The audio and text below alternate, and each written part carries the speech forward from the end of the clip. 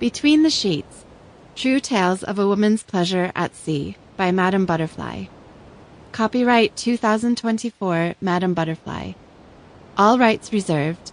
No part of this book may be reproduced by any mechanical, photographic, or electronic process, or in the form of a phonographic recording, nor may it be used in a retrieval system, transmitted or otherwise be copied for public or private use other than fair use as brief quotations embodied in articles and reviews without the prior written permission of the publisher. Although this is an autobiographical account of the author, all names of the characters and locations have been changed to protect identity. Cover design by Jason Moser. This audible is read by the author, Madame Butterfly. The story was inspired after 4 years at sea and hearing her landlubber friends repeatedly say, "Oh my gosh, you need to write a book about all of your sexcapades." The story is meant to give a little bit of insight into the yachting world as well as empower women's sexuality. It's not just men who get to be promiscuous without judgment. The book discusses 14 of the author's sexual adventures during her time at sea. All names, including the author, have been changed.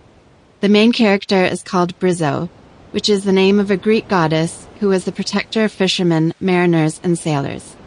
The names of the men were randomly chosen. I hope you find the book titillating and humorous. This book is dedicated to all the men who made this story possible. Introduction.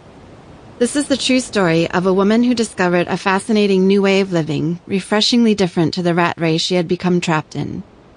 This new world was full of machoism, sexism, and a complete lack of political correctness.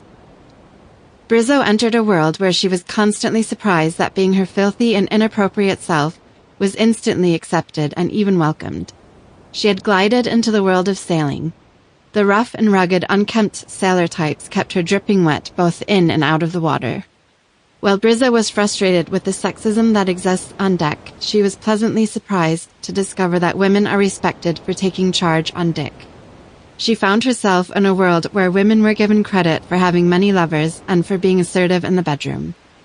I suppose when the ratio of men is so much higher than that of women, a sailor is grateful he secured a mermaid on his hook. Sebastian. Chapter 1.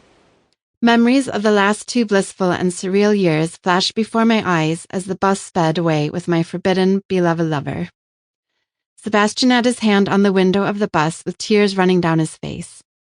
The sight of this pathetic act of romance melted my heart. This was one reason why I loved him so much. Sebastian was my Sample complete. Ready to continue?